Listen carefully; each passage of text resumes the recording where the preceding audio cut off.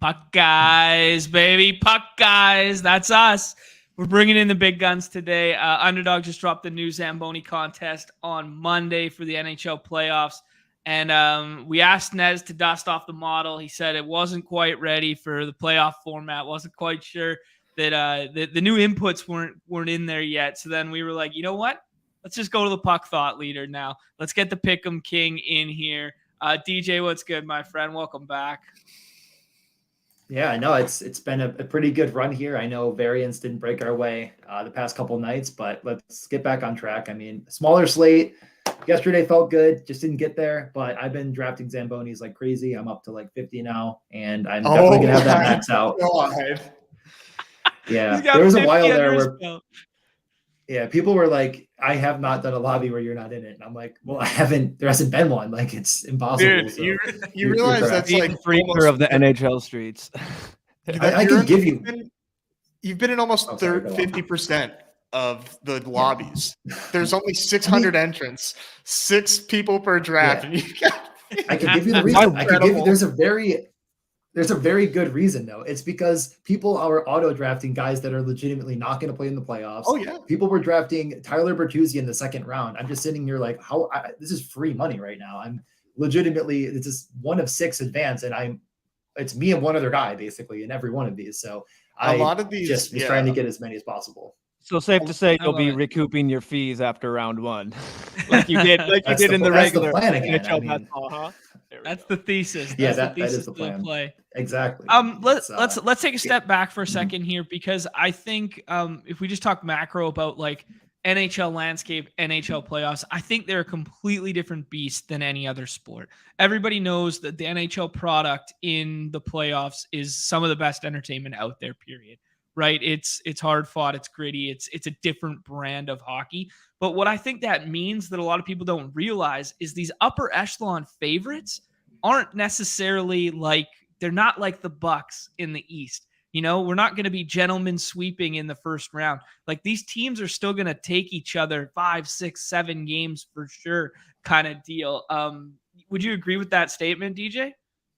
Yeah, 200,000,000%. It's like, it blows me away that people are willing to just completely commit to the Bruins. And I mean, going into the season, if you would have told me the Bruins were going to be this good, I would have called you a liar and you're stupid. And like, they are this good. I agree with you, but just missing on all of their top players and still going after them is just a fool's errand. And they might make the cup, but if you are just exclusively sticking your entire amount of money you're putting into this on the Bruins, I think you're kind of doing yourself a disservice, especially when teams that are first in the conference, like the Vegas Golden Knights, are completely free. The back-to-back cup, at least contenders in the Tampa Bay Lightning, are essentially free outside of Kucherov. The Wild, I know we have a Wild fan in here, completely free out. Like, you could get anything you want without any struggle besides like 3 teams. And now Carolina's even falling down the boards because of one injury. It's just so amazing to watch the market overcorrect. And if you've drafted any playoff best ball for any sport, you should know this already, that anything can happen. I mean, in any sport, but hockey is even more insane to me. Like, the Montreal Canadiens were a legitimate joke, were like only because of COVID allowed into the playoffs a few years ago, and they made it to the cup. Anything can happen. So yeah, man, am I excited to just take advantage. The inverse of that cautionary tale is that the Lightning had one of the greatest regular seasons ever, which we're kind of seeing from the Bruins right now. They may break the all-time record for both points and wins in a regular season. But we saw this comparatively from the Lightning 2-3 years ago, and then they got swept in the first round by an 8-seed Blue Jackets team that had no business being in the playoffs. So just like the variance in puck is just insane when it comes to playoffs. So I think number one takeaway from this so far is aping in on the tertiary pieces of these pseudo favorites isn't as good a bet in hockey as it may be in other sports, particularly football, I guess. I'm going to bring up, I just slapped together. We can go any which direction before we go the ADP route and that sort of thing. But I just took a couple seconds here and slapped together the current playoff picture to just give people an overlook here. And then we can kind of talk about, who's undervalued, who's overvalued relative to our contest. Is that popping up there? Yeah, I see it. Okay, cool. And I would there we also go. add just one note about the kind of the points in hockey is it is like much, much harder than it may look for a team that's trailing like the Predators by 4 points to actually make up that ground because of the loser point. So if you lose in overtime, you get a point. Very unlikely that a team is going to jump it in the West, although 4 points seems very doable. It's a pretty big hill to climb. And the NHL, it's not locked up by any stretch, but the Predators are bad. But it's definitely it's a hill. And I think people look at this and they're like, oh, the Predators are right there. I'm not drafting any Jets. And it's like, well, let me tell you something. Catching that is the NHL has made it. They're the stupidest league in the world and yet the best sport. It's really frustrating. Well, okay, so let's talk about a couple things there. Because the playoff format is a little different than other ones. The two top seeds from both the East and the West will play the two wildcard teams. But then what happens is the divisional 2s and 3s play each other in the first round. So as it stands today, the Leafs and the Lightning would play each other, and the Devils and the Rangers, which doesn't make a ton of sense because you think based on the way points align that potentially the Devils would play the Lightning, or I don't know how the tiebreaker works because they both have 86. But anyways, the other side would make the same argument right there, where like the Wild has 84 points, yet they get the luxury of playing the Avalanche, who have lesser points. Whether that is actually a luxury is up for debate. But just interesting how it works that they force these divisional rivalries, and then whoever comes out of that division then plays the top seed from said division. So it has a little bit more projectability to it. Would you agree, DJ? I guess. I mean, at this point, it's like 99.9% that we know a couple of these. I actually like that format. I know it's really stupid and most people think it's stupid, but I love the idea of like eventually getting some really big rivalries. I know none of these are crazy, but this is how rivalries start as well. Last year, we got the Battle of Alberta in round 2 because of a format like this. So yeah, I like it. It's stupid, but I like it. And yeah, I am definitely keeping it in mind as I go, but I'm not letting it completely tether me to what I'm doing. Like I'm not drafting Devils and Rangers because I think they're probably going to play each other, although the Hurricanes could fall off. And I'm not drafting Tampa and the Lightning, but I'm not completely worried about the West. I think it'll a lot of shakeup is yet to come there. You said Tampa and Lightning. You mean Tampa and Leafs? Oh, the Leafs. Yeah. Yeah. Okay. Cool. Yeah. I'm just projecting the winner of that series. So thinking ahead to like through these is kind of pivotal in our roster construction, no? Because like you're already noting teams that we probably shouldn't be pairing together because of the likelihood that they're playing one another in the first round, right? Yeah, I mean it's a factor, but I don't think I don't know. I mean the thing is like so many of these teams are so easy to get that it doesn't actually, it's not like the NFL where like Brock Purdy was going unbelievably high because people just like the 40, like people are not taking Jack Hughes until the 4th, 5th round. So it doesn't, and that's a Devils player for those keeping score at home. It's like, it doesn't matter because you're not being forced into anything. You don't have to jump up and take anyone you don't want to because no one's going to take them. It's really interesting how some of these drafts are going where if no one takes Aho in like the 3rd round, I had him slip to me in the 5th. And since I just didn't have a wild card team, I was like, oh, I guess I'm just going to take some pieces here. Like, why not take Boston and the Hurricanes? So people are very, I guess, tethered to building their stack more than they are caring about how these are correlating, which means that you don't have to, I think you don't have to worry about it going in, just have it in the back of your mind, if that makes sense. Okay.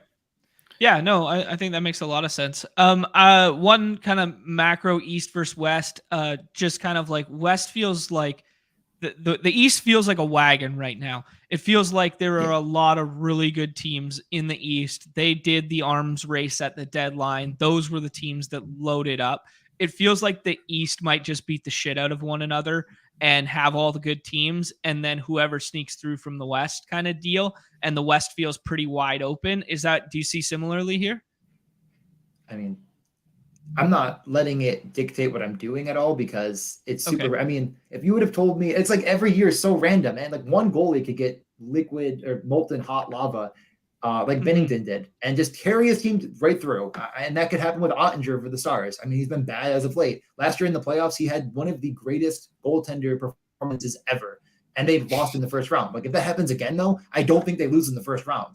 He had like 11 goals saved above expected in like 6-7 games. It was insanity. Like you just never know. So I'm very much, first and foremost, if you take the Bruins, you're probably not getting Ullmark. Like he's going to one of 6 teams in the first round. And if you took Pastrnak or Bergeron, so like at that point, you're probably gonna have to make a decision on a team in the West that's going to get there. It doesn't bother me to take any of them. So probably a long way of just saying that you don't need to care that much because it's very, very random as we started with.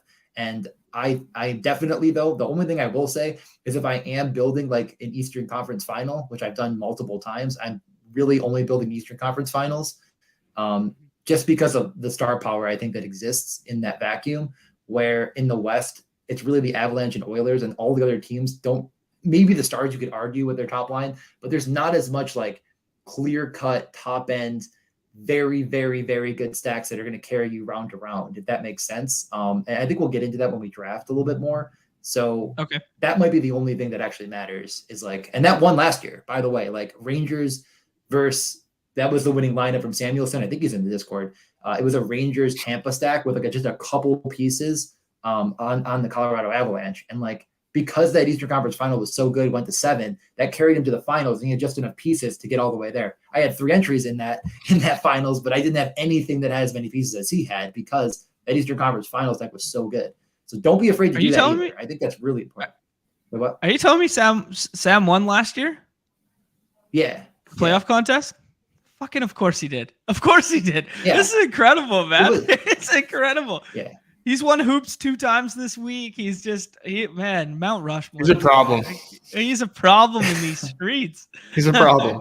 Yeah. You're gonna have to send him on vacation. I I was so mad because I was in first and I was like, all right, there's only a couple guys that have good enough rosters, and he just whipped by me in no time. And like after game 2, he just went crazy, and I was like, all right, well, it's over now. But yeah, no, like don't be afraid to build a stack. I mean, you can still. I'm drafting 150. I'll probably have a Western Conference final stack because whatever, right? I mean, it can happen. Like, what if it goes to game 7 and the Eastern Conference final goes to 4 games? Well, you're probably freaking screwed at that point. So don't be afraid to do it. But I definitely think that winning formula could repeat itself. Okay. Interesting. Yeah, I like Do we have a preview of what the playoff bracket looks like? Or just like the standings? Yeah. I mean, as far as like how this. There it is. That's okay. The one. So it's wild card 2. Got it. Okay. Yeah. Yep. Yeah. And I mean, the real race right now is seemingly, and it's really Florida and the Islanders. I'm going to include my Sabres just for fun, just to pretend like we have hope, because there's nothing like people in Buffalo pretending they have hope. Okay. It's a yearly tradition in all sports.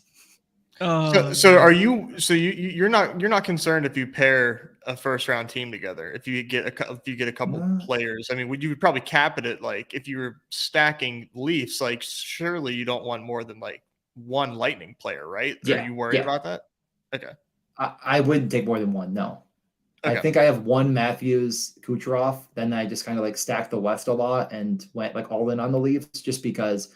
And we'll get to it when we draft. But there are a few players that I think are just absolute no-brainer round 1 guys that you could just get in the 2nd, 3rd round. And I'm just going to let them stay there. To stay in the 2nd, 3rd round, I'll just keep taking them. And I'll just say the player now, Kirill Kaprizov, I'm like 65%. And I'm not going to stop. Like he is. He's one of the best players in hockey. Team. It's just like, what are we doing? So yeah.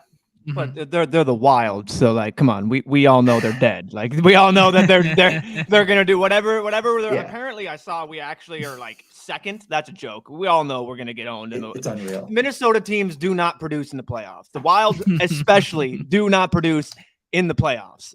So yeah, it's not happening. No, they do not. It's funny to just. I wanted to do this exercise just for a second so we don't like get tethered. Like we've been talking so much about the variance and stuff, but if you look at the Vegas odds for the Stars, who are the number 1 team in the West right now, they're plus 1,500 to win the Cup. The Wild, who were disparaging and whatever, they're only plus 2,200. Like, you know what I mean? Like we look at this. Oh shoot, where'd I put it? we look at this and we go like, oh yeah, stars in the first here like this, and I don't know, like our minds play tricks on us when the odds suggest like, yeah, man, there's so much variance in puck. Yeah, it's certainly the Avalanche potential that they play the Avalanche, but like the thing is, the Wild have just had unbelievable goaltending, really from both. And I know Gustafson's been better than Fleury, but they just keep starting Fleury anyways because he keeps winning. But the Avalanche have been a train wreck in net. I mean, they almost lost to Montreal. I mean, they didn't almost lose, but they gave up like 4 to Montreal on like less than 1 expected. It's just like you never know, and that's the thing about the playoffs is like it's a full series, and if a goaltender doesn't have it for a series, you are dead. It's like, I mean, what happened to the 49ers with Purdy getting hurt? I mean, they were just dead. It's over, right? I mean, if your goaltender can't make a save, good luck. So when you build these teams, then are you mostly doing single goalie? No, my goal is to have at least 125 of the 150 with 2. I think I'm on pace for that right now. So majority will be 2. Okay. It's just okay. So that, I mean, just think about that's like in the full, yeah. While you're loaded up, I can explain a little bit more while we're loading. Just if you think about the entire vacuum of the playoffs, multiple series, the odds that a team goes deep, like 6-7 in every one of these series, which is what you're going to need from a goaltender that's soloed, right? So like if it's pretty low, right? So like some of the goalies like Vasilevsky, I don't mind as much because that's kind of more of their path, in my opinion. They're probably going to take teams deep. They're not just going to win every night. You never know. But you're going to need another goalie to pitch in my opinion, if your team makes it all the way, because they're probably going to go, game of 4, a series of 4 or 5. It's just very unlikely to me that the goalie is going to be optimal or even close enough to optimal to move you ahead. So would you ever take 2 goalies on one team? No. Yeah, they probably won't play in the postseason. Yeah. It's like a different beast in the playoffs. You usually just ride one. Yeah, I think you have to make the assumption one can't be that successful. Then that's interesting. I think it's possible. I don't think it's impossible. I think to me, it's more of like, okay, if a goalie is so bad that they get pulled, I cannot imagine that they're going to actually be useful enough. And like, if you're splitting a series 2-2, again, you're probably dead. That team's dead anyways. If that makes, I don't know. And it's not like, because you could say, well, what if a goalie loses the first 2 and then the next goalie comes in and wins 4 straight? All right, you might luck out there and they could carry you. Like it's not impossible, but if you're projecting one of your 12 guys to fail, I think that's a bad strategy, especially just because of how EV positive every one of these drafts has been for anyone with like 2 neurons firing. Like you have like 3 active neurons firing. Like as long as you're not hammered, I feel like you should build an EV positive team. And like some people, I mean, they're just challenge accepted, completely guessing. So but it's like you might as well not add something that's like, you don't need to be that random. Like that was people drafting Gardner Minshew. It's like, I guess because of how small the success rate is in football, I guess I'll take Gardner Minshew because I'm the off chance. But this is 20K to first. It's not like that. There's how many entries? 11,000. It's just not enough. Yeah. To like factor in like, okay. Looking at just like the way it positionally breaks down, there's 12 roster spots, 1 for each position and then 2 flex. We kind of went down the goalie rabbit hole there, but just from a macro perspective with 12 slots here, how many are we allotting per team? Is it relative to the stacks that you can get? Like, are we trying to build out 3 East and 3 West to the finals in every one of these? We trying to go heavier than that? What's kind of the thesis here? Yeah, I mean, the Matt Moody, my co-podcast host, is very much on the start your draft with a 1-1-1-1 or a 1-2-1-1. Like, try to get top end talent early in each position. Okay. And he's very much building that way. And I think that's a really successful strategy and it's doable. I'm not tethering myself to that because I don't really try to, I mean, he's not going to do 150. So I'm trying not to be but I think that's successful. I think as far as teams are concerned, as long as your team actually would fit the criteria to score a full roster in the finals, you've probably been successful. So I don't think a 6-6 is going to work. It might. I think I'm going to have some, but like, that's very much less likely to work. So yeah, I would say that if you're building a stack that has like 3 or more, you should include a defenseman. with it. Okay. I would also definitely do that no matter what, even if it's the Wild, like just include Spurgeon, because like you're saying that team's definitely making it that far. And last year's winner didn't have Adam Fox. That was the wrong defenseman. It did have Makar actually. I can't remember off the top of my head. The point I'm making is definitely don't be afraid to like grab that last piece on defense to include in your stack. Don't be worried about overstacking any team in particular, because some teams are just, I think honestly the best point I'm going to make, and I feel like I've just circled around for a minute here, is that not all teams are built the same, and not all teams are going to score the same in this tournament. So don't think like just because I am taking the Wild, which is probably the perfect example, I need 5 guys on the Wild because I think they're making the cup. You may be way better off taking 3 because Kaprizov is so invaluable into that set that you can kind of play around with other teams that can get there, kind of bring you all the way, because having 3 Wild is going to be unique enough in the finals. Yeah, Does that make no, sense? Yeah, that makes a lot of sense. I think that makes a lot of sense. It's good to make the analogies and connections to like other sports and stuff like that too. I think that really clears some things up for the Wild are the Titans if they made the playoffs, and Derrick Henry is Cole Kaprizov. There you go. Right, like that's pretty good, right? It's like if they go far at all, it's funneled through this one player, no matter what, and that one player, when performing at his best, is a top 5 pick. Got it. Yeah, that's a perfect analogy. Yeah, and then the Bills can be the Maple Leafs. I don't know. All right, I'll stop. Yeah, no, yeah. I like it. My buddy calls them the Minnesota Kaprizovs because there's no one else on the team. Yeah, it's just Kaprizov and his buddies out there doing nothing. So that's what So when he went down, he was like rip, but then apparently we've been like kind of keeping it afloat. I don't know. I literally paid no attention to keeping it afloat is a very, very good point. That would be the best way to do it. They almost lost in Arizona. No, they did lose in Arizona, I'm pretty sure actually. And then they beat someone. Then tonight they had a really easy stretch. I don't think Kaprizov will be down for too long, so he'll be okay. What was he even hurt with? Wasn't it like a knee or no? Yeah, I mean, he basically the player like tried to hit him, but Kaprizov's so strong that he kind of like stayed up. So that then Logan Stanley just like laid on him and fell on him, and it looked lower body, but like he got up, and I don't know. It was really, really. I don't think I've ever seen an injury quite like it. It was really weird. Like Minnesota sports and weird injuries, man. You want to talk about people just going down in a heap? Non-contact injuries. It's our kryptonite. Yeah. Teddy Bridgewater. The only good thing is it was contact because I think he'll be fine. He's a Russian machine. He'll be fine. Just need to retune. DJ, what are we trying to do with like stacking goalies with teams and stuff? Like, are we always trying to put our goalie with our 3-mans? Yes. Are there certain teams that we cannot put our goalie with? No, not. I don't think.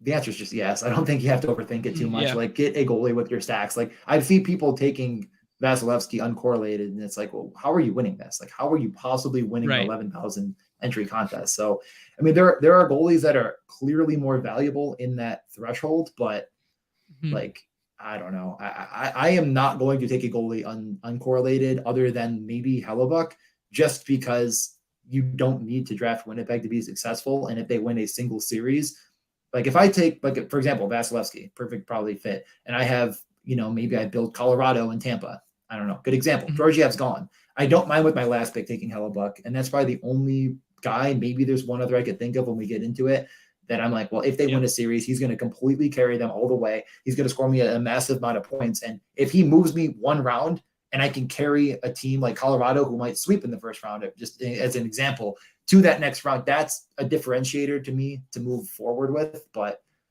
there's very few goalies like that. Igor's another one, I guess, but he was going undrafted in the first days of this. And that's another reason why I was just like, click, keep going. I'm going to draft every team because I'm like, all right, people are not drafting Igor Shesterkin. Like, what are we doing? So that's gone now. And don't draft Blake Smith. He's not in the NHL. Okay.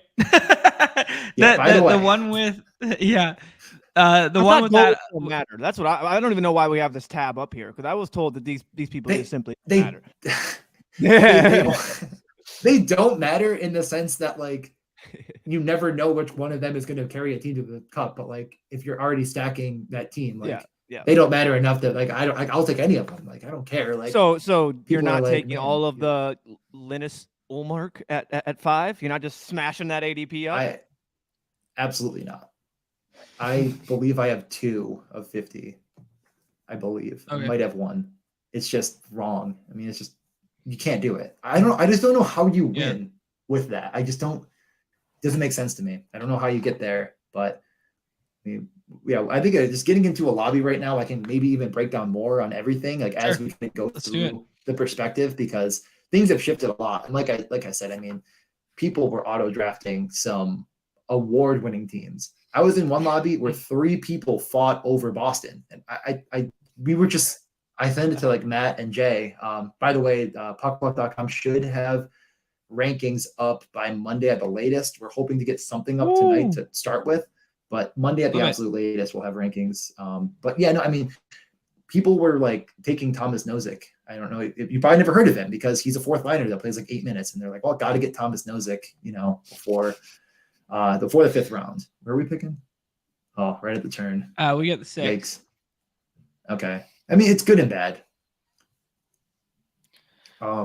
Yeah, for anyone who does not know, PJ site here, Puck Luck. There you go. Go hit it up. Yeah, so rankings coming. Model. I think they'll be free, but I'm guessing we'll probably make them free. I don't know why we wouldn't. We made the season long rankings free. Just a good thing to kind of keep out there. Just good guys. Yeah, not everything's free, but a lot of stuff is free. So yeah, Canadian Moods boys, joined. I knew Moods said he'd be in here, so my podcast host is picking from the 2 spot. Who else we got? Oh, there you go. Dr. Flush, I know. EA's in there. Yeah, EA and Blake are always small for here. me. Yeah, it's hard for me to see for sure, but I can read the. Yeah, so I mean, when I'm picking one. Yeah. Oh, that's better. Yeah, I'm taking pasta right now. I'm not sure if I'm going to stick to that forever. But I mean, you can only seems get like so much you're really respecting the variance. Is there any team that you're like fully out on, or like that maybe has a good price? No, you're equally. No. I guess I haven't drafted any Islanders yet, but that's like dual part they could still miss, plus the fact I think that they're garbage offensively. So the only thing I would consider is like a Sorokin Dobson type of thing, but. I'm gonna leave like Bo at Horvat? least 25 or 30.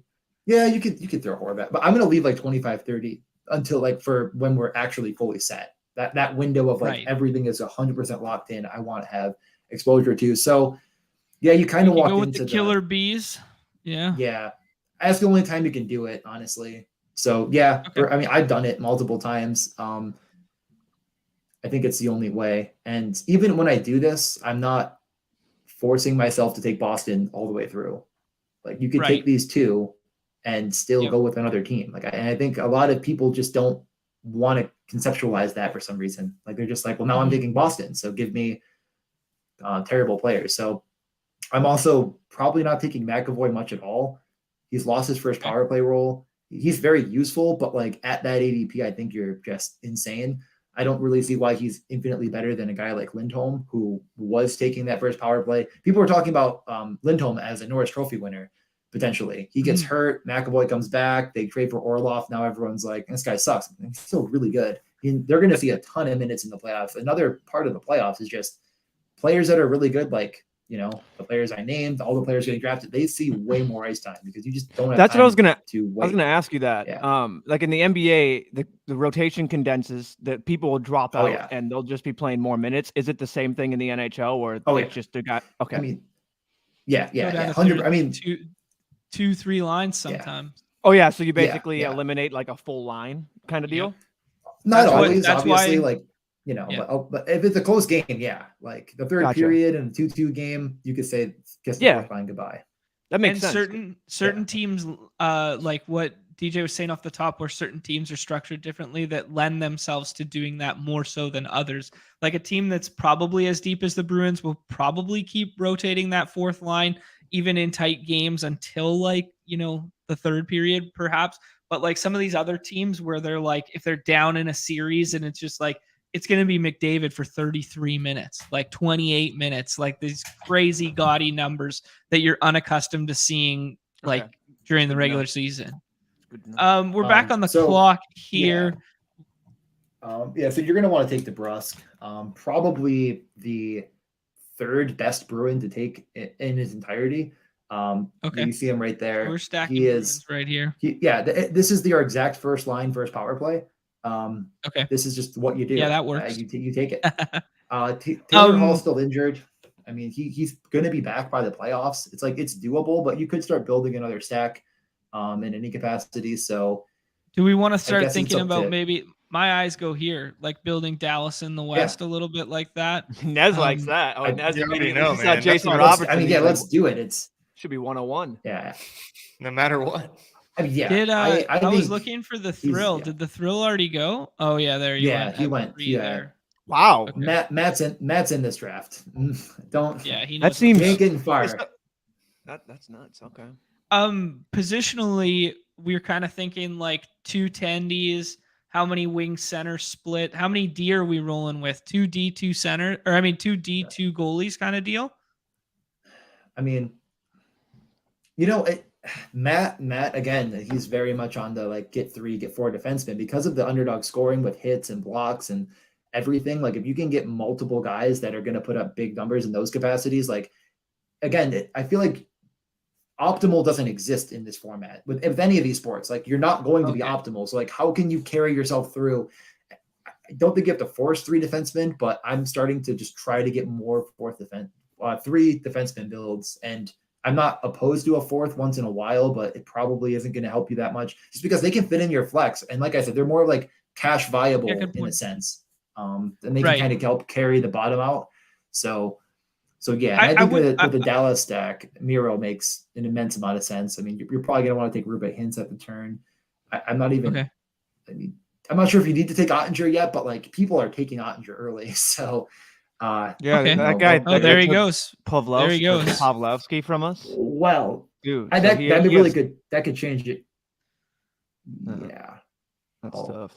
That could change everything right here. We might just want to abandon Stars because I don't know how we're. I mean, you could still build around it. Yeah, still twist my arm into taking Rupe here, right? Yeah, and take I think you could take hints and do that.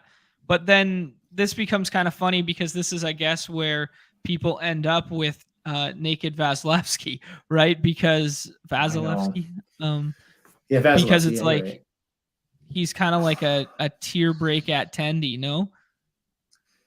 What if what if we set up something kind of weird by? I'm trying to look through and see. These guys are drafting fast for someone who hasn't drafted anything yet. Any faith in the Devils? But Jack is gone. Hughes is already gone. Dougie's there. We can get their Tendy. That's all I was thinking. Okay. Yeah, you like that? That's fine too. I'm fine with it. Yeah, I mean, missing Jack does. Or we could do like. Especially. Hey, don't listen to me. I just taking saw Dougie Hamilton. Take Dougie. I mean, either way, Dougie is probably I don't want to say the best. I mean, Cale Makar exists, but he's probably, if not the best in the top 3 for sure, fantasy defenseman. So if they go through one round, and get some raw points in the D man. Yeah, well, I can have it somewhere say, but the winner last year, like legitimately had like 3 guys that weren't even in the conference final, at least 2, but those were really, really high scoring players. Like you can do that. It's right. Not, I don't know. I think football kind of warps people's brains too much. And that's fair. That's entirely fair. Yeah. I think we're seeing that in NBA a little bit too, where like we're trying to build out these crazy stacks when it's like, no, we need some of these like upper echelon scorers at the back end of these drafts to even push these teams through. And people are getting crazy with the Grayson Allen types and stuff. We're like partly responsible for that because we've made entire shorts and videos of content dedicated to Brock Purdy snipers. Like that's our fault. That is our fault. We shamed the shit out of naked Purdy drafters, and he ended up being We're all the trying guy to find the guy who did this.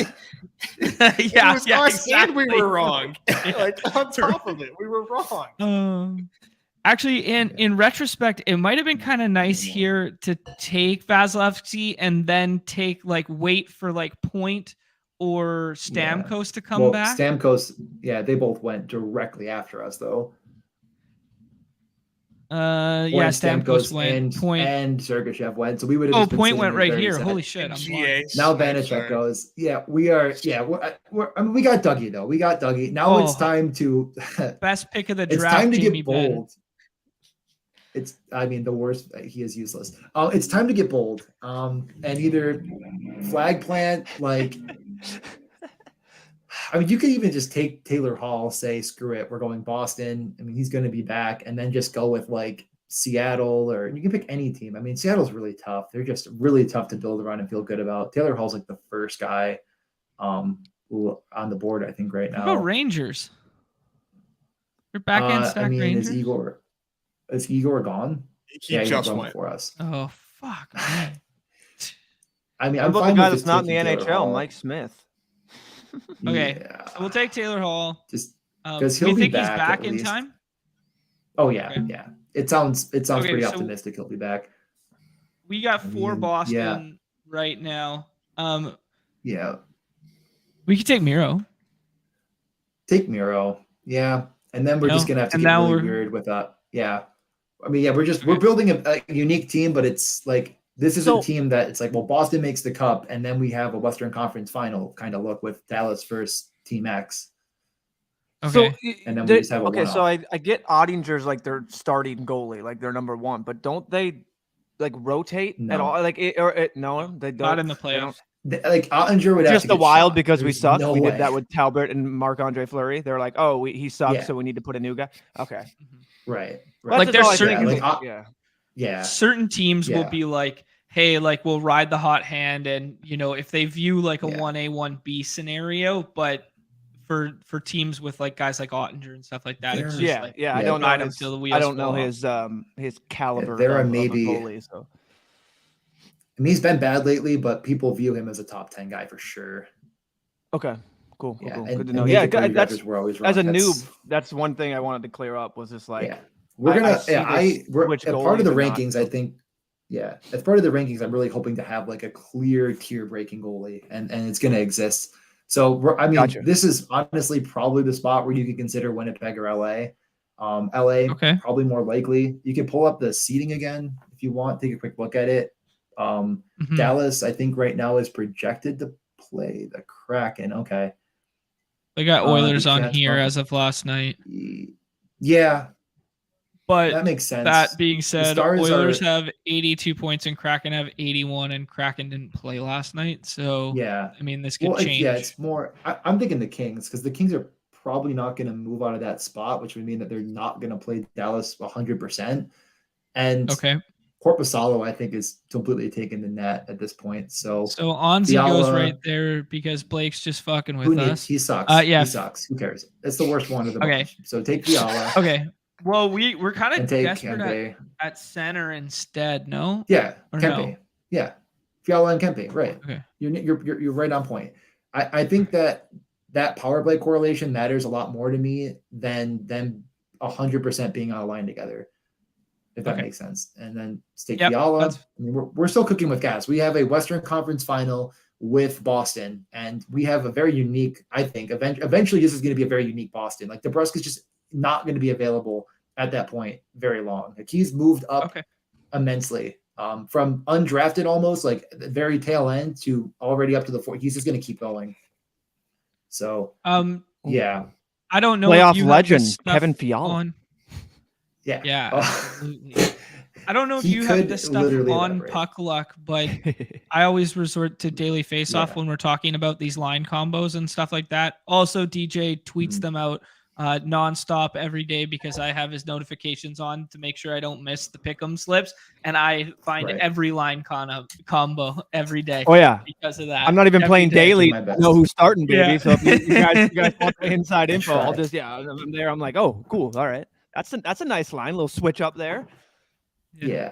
Fiala's likely to. Whoa, miss this one no, game. no. Yes, he did. Let me, GA, does. let me remind you of Fiala versus Vancouver in the bubble one time, buddy. Come. The This bubble is true. doesn't count for This is any true. sport. Yeah, Puck guy This is- says it was that part is of the also playoffs. true. It was part of the playoffs, it- guys. No, it doesn't count. exists, but yeah, it's I don't know, whatever. There's But an yeah, no, I asterisk mean that, next to it. It just says bubble, and everyone goes, okay. Okay, so I think let's talk the about Astra this. for Fiala's, he was on Minnesota. It wasn't that he was in the That's bubble or anything. facts. He played for Yeah. the I don't know what we're yeah. Okay, this he's good. feels like I don't know if we want to end up with. So are we going two You won't wanna tendies take- here? We got to, right? I mean, you're Like, we're definitely taking Solo. That's no doubt.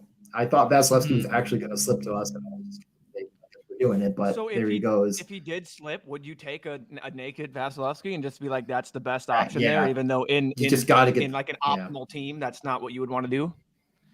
watch Yeah, I Blake would take probably just Korpisalo do it. after I he mean, took, you Gotcha. need the points. Yeah. Yeah. Oh my god, I will actually. You know it's happening, right? So- Like he needs a goalie. These are He 12 needs rounds, to. right? he took Onzi. Correct. That's So take are Blake we Smith we're for taking the 2 bit. goalies, right? Like we want 2. You don't do a solo, or do you? Oh, we're live. I mean, you can do it. Like I think LA almost makes more sense than like a top end team because those top like LA is going to be battling, but we might as well just take a second goalie. I mean, Yeah, so don't the know if we- argument right now would be third defenseman or second goalie, and you could take Yeah. like you could add Drew Doughty to this. Saudi, yeah, You could add Lindholm to this. yeah, You said those are Drew definitely Doughty, the and I two. like that name. That name rings a bell. Yeah. Yeah, that is a very good player. I mean, the goalie, I don't even know if you. I mean, like the Swayman thing is like. I mean, you would really Or we need. could- Yeah, just take Swayman, Hellebuyck. we'd Yeah, have to those are run the pure options. as fuck. Yeah, it would be unreal. People will take him. Like last year, people took Pablo Francois. The same situation where, Kemper is going in the first round for Colorado.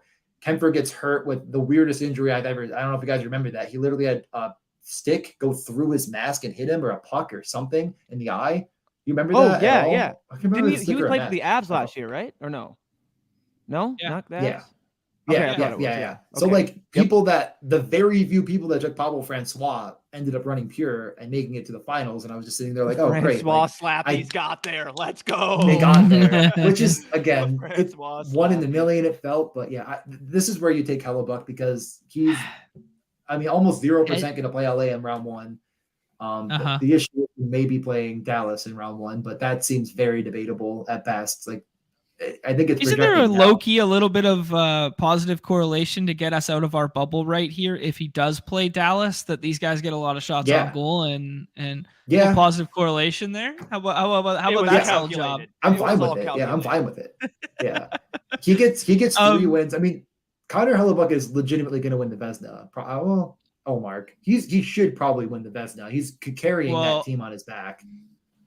Omar could go triple crown of Tendy right now. Like he could go Miguel Cabrera on goaltending this year with win, save percentage, and but he's on Boston, so the GMs will say he doesn't deserve it as much as a guy like Hellebuyck, maybe. But I think he'll probably win it. Just that I Winnipeg like team how is, there's just a guy that clearly should win it. You're saying, but they're like, but the GMs are going to find a way to argue the fact that he shouldn't win it because he's on. That's that literally hockey. every sport. I hate. Yeah, that's literally Jokic's MVP conversation right now. Yeah, we don't even get me into that. Yeah, we're on a hockey screen here.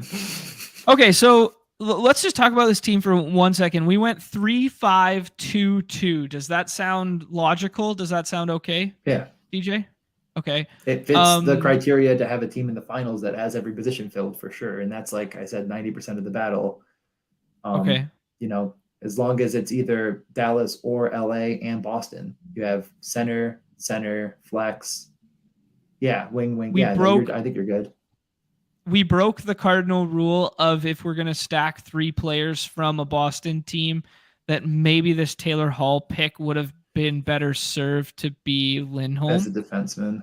Yeah. That might be the one thing that's going to cost us. You might, but then again, like if you make it to the finals with LA or Dallas, not probably LA. If LA makes the finals, I don't know if it'll matter because they'll be so underowned. Like, I mean, a lot of guys are just going undrafted. They might have, I don't know what percentage of lobbies where almost none or one gets taken. So you might be unique enough anyways if it's LA. But yeah, I think that one might cost us. Although if Taylor Hall goes crazy in the Cup final.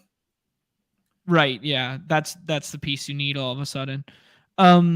Yeah, very interesting. That was fun to do the first one there. There's a lot when these guys are drafting quick, though. I can see why a lot of people fuck up because, like, I've done whatever. I mean, I've done 100,000 of these drafts in my life, and uh, I don't know, like even as like a pseudo puck guy, like obviously nowhere on your level, but still knowing the players and stuff. My mind was like, oh my god, like now who do I pair? What line? Like Yeah, I wouldn't. Yeah, I would not worry as much. I mean, the correlation matters in the sense of like if you can get it, it's important to get. I'd rather get Marchand and DeBrusque and Bergeron than like make sure I'm getting.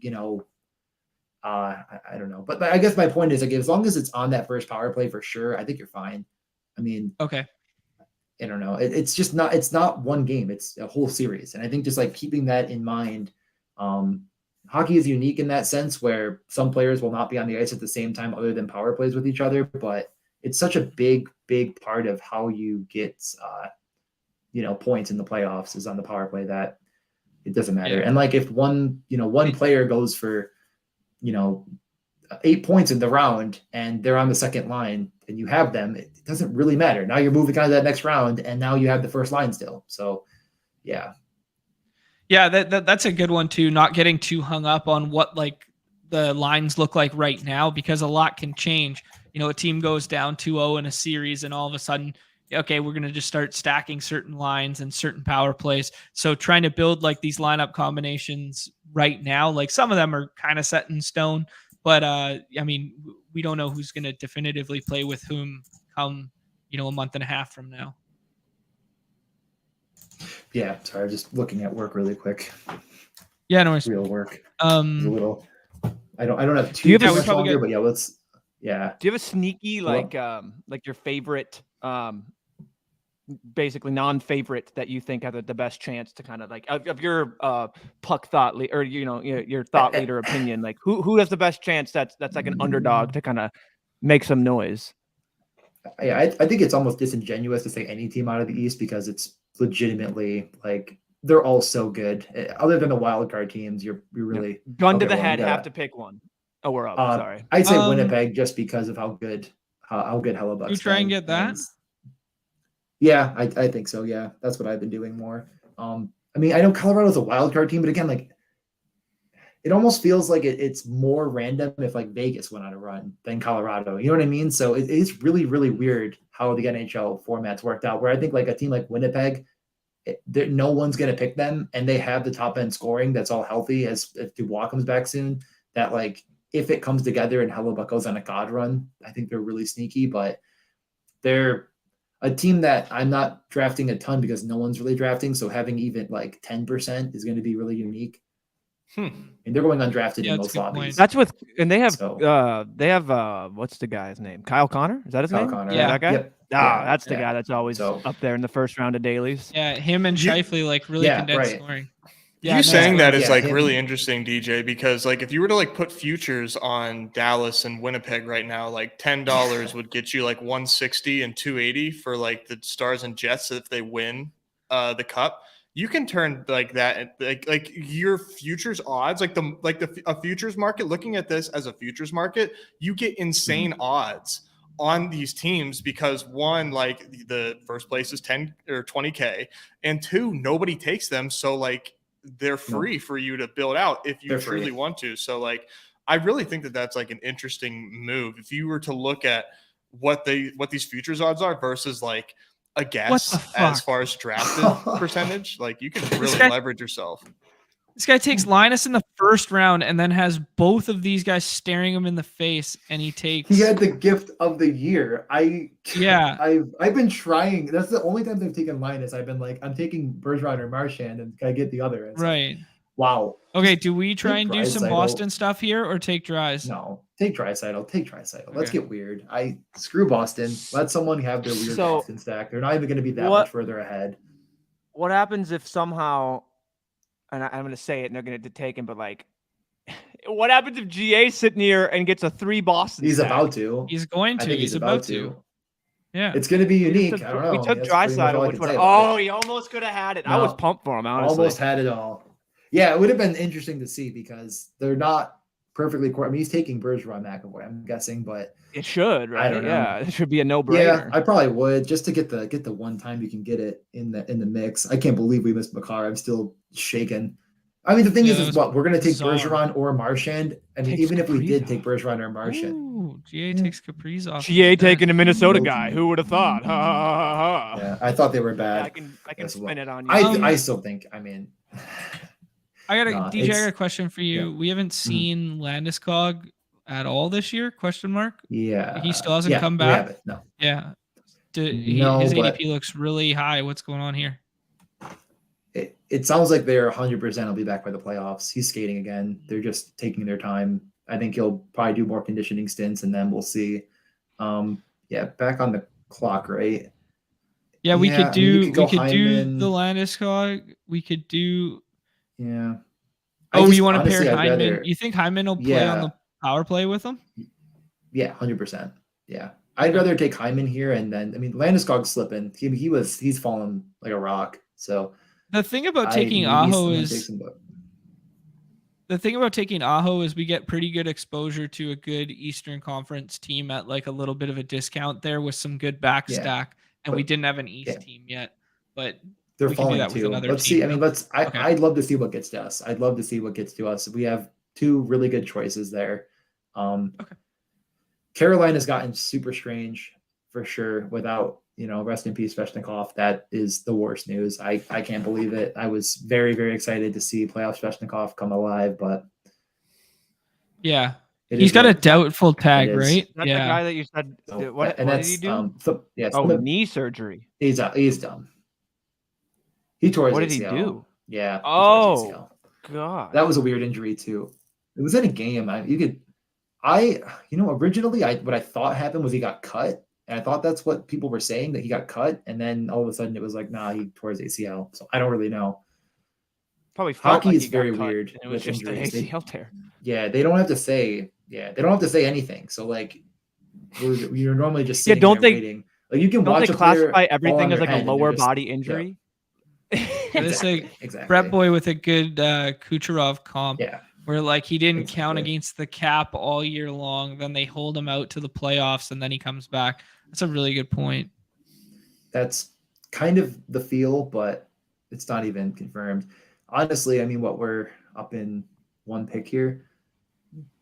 Could go Landeskog Rangers. goes there. Could go Rangers here. I mean, that's or And takes actually go Zibanejad? Devils. I mean, go Devils too. Yeah, I if was you want, thinking. like, either That's or. what I It's was kinda like thinking. Was I was looking at take these Jack two names down here. Hughes. Yeah, take Jack and then take Dougie and then take Timo. And yeah, I mean, again, like this is sort of the game You think I play. Timo's the And best, the third best piece to have there? Yeah, his rates are just insane. Okay. I mean, Over like it's the just, Spencer Bratt tier, the Nico tier, like that stuff, do you take or Jasper Bratt? Jasper. Yeah, I'm sorry. I just got like yeah, no, I mean take them all, right? I mean take a few of each. Okay. Bratt sure. and Timo and Hughes have been together a little bit more. Nico's been a bit of an outlier, but if I need another center, like if you only have Draisaitl and Hughes going in late, take Nico. It's fine. So Okay. Just the amount of offense that's driven by Jack Hughes and Nico is really, really high. But the recipient of a lot of that driven play is Timo Meier, the guy they want shooting. Okay. Gotcha. Okay. So I All I think know he's is a little more valuable. I can't get because of Jack the Hughes goals. right. Whenever I play this dude, he doesn't seem to honestly be on No. the ice. Like I'll go all in on him in a daily, and the next thing you know, he legit has 0 points. And I'm like, brother, were you out there? You just getting some cardio today? Like, come on, brother. The ultimate Tony Snell game. Yeah, if I was watching some of that game too, and like just it was as if like he was too fast for his line mates most of the time, and they were not. Like one of the goal against, it was like the guy tried to pass it to him and missed him, and it just went the other way, and it was like, how do you not like? Maybe Timo isn't. I think it was Timo too. I'm like, are you not used to good players? And that's the problem. Like you come from San Jose, and you've just never seen anyone like this. It felt like it was That's pretty so funny. interesting for sure. It's very interesting. I honestly to think see. that's it though. Like. It's like I'm not expecting him to be that far down the ice at this point. Yeah, Usually right. My guys away. That's so good. Yeah. Um, It literally felt that way. So yeah, we lost Dougie. yeah, take Dougie. I was kind of hoping to get Evander Kane. at some point, but I believe the McDavid team took him there. Kind of a I really shitty do have to dude. jump. We I hung have out a to bunch jump in back a in the minute, day though. playing hockey. I hate to bow out early, but I do have to jump onto a meeting with my manager because I blocked off 12 no to worries, 1, dude. and then they're like, "Hey, 1 o'clock, why don't we meet?" And I'm like, "Yeah, no, you are a manager, you do that stuff." So You got to give us a little direction here, though. Yeah, the direction is Timo, Hischier, Vanacek, and then you could still take Stuart Skinner. I'm going Skinner basically 100% right now over Campbell, but I think I have one Campbell. Okay. Just I build it that way. There's not too many more useful players on Edmonton, but Evan Bouchard Should we is get ahead of completely. the goalie cliff right now, or no? Too soon. I cannot imagine anyone's taking Vanacek without any Devils. That would just be Okay. insane. I mean, how do you possibly win in that scenario? Like, it's not even like he's going to carry them. It's more of like you're just going to get wins. So I think Skinner could go. Or yeah, I mean, if you want to go with more Colorado, like I'm guessing Georgiev's we could go something like this, and then Devils, or we could go. What about Nurse? You like Nurse? No, 0% Nurse. Screw Nurse. Okay. But Evan Bouchard is their power play one guy now. They've done it. They're just like, this is our guy. Okay. He hits. All right, who do we like shoots. here? He blocks. I think Nichushkin. Just build that out. Okay. How do you pronounce that? I think Nico Hischier. Valerie Nichushkin. Nichushkin. Ooh, that's fun. Nichushkin. Yeah, it's Russian names are fun. All right, yeah, I'm T minus. Yeah, I got to jump onto a meeting. All right. All right, we got this. Pick 'em coming. All I'm waiting for is the Washington goalie to appear. I'm probably gonna run a 2-man against the Washington goalie, and then Hartman point, and still waiting. They've removed a few picks already, so I'm gonna see what I can get back. But I'll have to pick them out hopefully within a couple hours, and I'll send it to you guys first. All right, we appreciate you, DJ. We appreciate you, brother. I'll be back. Let's do this again soon. Let's get more hockey going. Oh, heck yeah. Oh, yeah. All right. Bye, DJ. All right. I'll see you in the lobbies. All right. See ya. Peace. What a guy. Yeah, man. Yeah, now that we got him out here, let's let the real experts get down into the nitty gritty, huh? Let me tell you what my model says. Now that we've got now we got that Nez, guy tell me out about here. the model. Yeah. Now we got the model here, so we got. I need to take a look at this because he's really got Skinner me went, wanting to boys. dive in. Right, boys, we're getting dusted on tendies out here. We're playing the waiting game on tendies, and they're all just going. Chicken tendies just going, huh? Yeah, it's tough, Like man. Skinner It's like you don't want to there. reach, and you kind of want to let these values fall because you want to build a super Jack team. Campbell, But the man, the myth, right? I don't know. I heard the name Jack Campbell, so that's the only. Yeah, he said he's taking 0% Jack Campbell. That's why you heard the name. Hey, no heard Bo the Sox did no Bo Sox did a solo Jack Campbell squad. So I saw that and I went, oh, should that be a guy I'm drafting a lot of? I find it interesting with the fact that goalies are not rotated and we don't want to solo them. That's interesting. This is literally every show ever. Okay, 6 more, just half the draft. Both Sox say don't follow my lead. That's good. Hey, I saw it. Matt, was that? I think DJ responded. He just goes, "Wow, the cojones on that fella for going Jack Campbell." Why are there so many Rangers left? Am I tripping? I think we can get him later, right? Okay, guys, I just took the wheel here. You're the resident puck guy. No, I'm really surprised that like Patrick Kane, Panarin, Igor are available halfway through this draft. Zabinajad as well. You could stack their whole best first line right there. Dude, what? Yeah, it's kind of nuts, no? This team just traded for Patrick Kane. Like it was like what?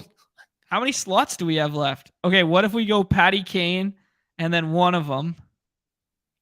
I think no, we need a defenseman and 2 tendies. There's just not enough spots. We wasted a spot on. Where's that? Did Adam Fox go? No. Easy game. Easy game is right. That's what's tough. GA's just building out the exact team we just built, but better. GA is literally building out that Dallas Boston, but he got the better Boston stack with Pasta, and he got Ottinger in there. This son of a bitch, I tell you. Why do we do this show again? Like, dude, he's playing chess, and we're playing checkers out here. This is embarrassing. Do we get okay? Let's go Tendy. We got to go Tendy, right? Nobody's gonna take him from us, but I'm putting the condom on this. I'm not burning another team. So we're going New Jersey. I guess we're going New Jersey out of the East, and then let me see here. Oh no. Oh no. They would play each other. Maybe one, because that seems like it'll be a really good matchup. Mm-hmm. Oh no. Okay, hold on. Let's see what we're working with here. Dude, everybody. The entire squad. Okay, how many spots we got left? We got 3 spots to get 3 Rangers in. Well, if we're gonna do it, then do we go Tendy first? That's what I'm wondering. And then because it's Igor, right? Yeah. Okay, let's go. We go Tendy first, and then we don't really care the combination of who comes back to us out of the Rangers. Like Gerard over Fox is like dead wrong, right? Or never mind. Sorry, I thought that he was a Ranger. I thought we were sorting by Rangers. I was like, hold on, why is there any Rangers? Oh yeah, Fox. Sorry. I mean, it feels kind of bad stacking against yourself in that they will play the Devils in the second round. I think it's not what you want to do going into a draft, but sometimes when the room just kind of like Ginla's going to snipe both here, though. Yeah. Yeah, he just did. And he gets Eriksson and Pavelski. I don't know if you heard Numi, but GA he's building a better team. Or GA is building a really nice team. Oh, yes, Jimmy's dead. He's dead, though. Sorry. Yo, you guys want to see the TJ said he was worthless, so. You guys want to see the epitome of like ADP doesn't matter? Vasilevsky went in the 11th round last one, and then Matt takes him in the 3rd round this one because he's building a different style team. Yeah, that's wild. Know? Yeah. Like one may say it's an artificial construct. Many are saying. Okay. Nobody's Panarin or Fox? I think we take Panarin first because then we can have our pick of Fox or Trouba. Okay. Right? If we don't take Panarin, there's kind of nobody left, and this plan went terribly. Yeah, as of now, it's flawless. That's the one thing that can totally fuck us. We got division rivals playing each other in the first round with both our tendies. So at least one tendy's getting through. And then we got Edmonton without McDavid coming out of the West. Yep. That's right. Flawless, baby. This is how we drew it up. Yeah. And then we got this random Colorado pairing as well. Yeah, maybe Gerard was the actual pick. Yeah, but the thing about Gerard, like, he's probably the 4th defenseman on that team because we see McCarr go here. Even Bowen Byram, like, more offensive upside there. And then am I crazy that Taves? Oh, there's Taves. There he is. So I mean, he's the 4th defenseman, right? That's what we're talking. Yeah, he's taking Grant Williams. That's like taking Gerard right here is like taking Grant Williams, right? Yes, 100%. From like a DN or DMPCD. You can see what DJ left. Hey, and then we get Fox to come back for us. That is the thesis. I mean, we could really blow Matt's shit up and take Hedman here for no reason. Just a one-off Hedman to blow it, just to tilt his ass off. He would put a virus in the Discord. He would. It would be hell on earth. It's kind of funny though to see like the disparity in some of these. Oh, he didn't even end up taking him. He took Bouchard. Maybe that's who we should have taken. it's interesting to see like a guy like Hedman, who so often throughout the year we saw going in like the first couple rounds of the daily contest, and now all of a sudden like he's available in the 12th round of these playoff contests, right? It's kind of like Trae Young. I mean, obviously not with the scoring magnitude of Trae Young, but it's just very interesting. I'm gonna get in this tournament for sure, man. They're fun. Yeah. The warm up is screaming my name. The little bit of puck knowledge that I've gained just by fucking around in dailies has like kind of set me up for success here. Like I recognize these names. I know who's already calling a shot. That's just stepping into the rooms, Babe Ruth style. Bro, I knew Adam Fox was a great value. Like you better watch out. He was a great value. I'm not gonna lie. That was a great pick. I cannot wait until it is playoff time and we have playoff Nezzy sweating is like, I'm just trying to get these 2 warm-ups through. I'm just trying to get them through. Numi, do you have a sheet with the spreads and totals that I can pop up here when we're in a draft? It's probably not going to be updated because we just got Kyrie doubtful. So, but I can give you what it was. Yeah, Kyrie's now doubtful. I saw your thing. Yeah. Oh no. Yeah. It's a Jaden Hardy night. Shout out Nez. Where's he plays one of these days he's gonna have like 40. He plays a game, that's for sure. He plays a game that when your stars are out and your game doesn't matter, he'll be in there shooting. 57% on my first 28. Well, looks like you're going to be swapping to as much Jaden Hardy as you possibly can there, buddy. I think maybe I don't know. Maybe I think Josh Hardaway. Green. Josh Green. Hardaway's hurt. I don't know. Is he questionable? He's got a He's questionable. Yeah. He left the game early last. He came back. He did. Yeah. He just didn't do shit. Legitimate. Didn't do anything. Yes. Hey, the good thing though is I love when I see sharp people and I go through their draft and I see like I'll scroll down the leaderboards. I'll see a lot of people like they swapped to Hardaway, and that was my top swap too. It just didn't work out. So process over results. I GTP, keep baby. telling myself. This is what people are saying, by the way. This is that is not even that. Close.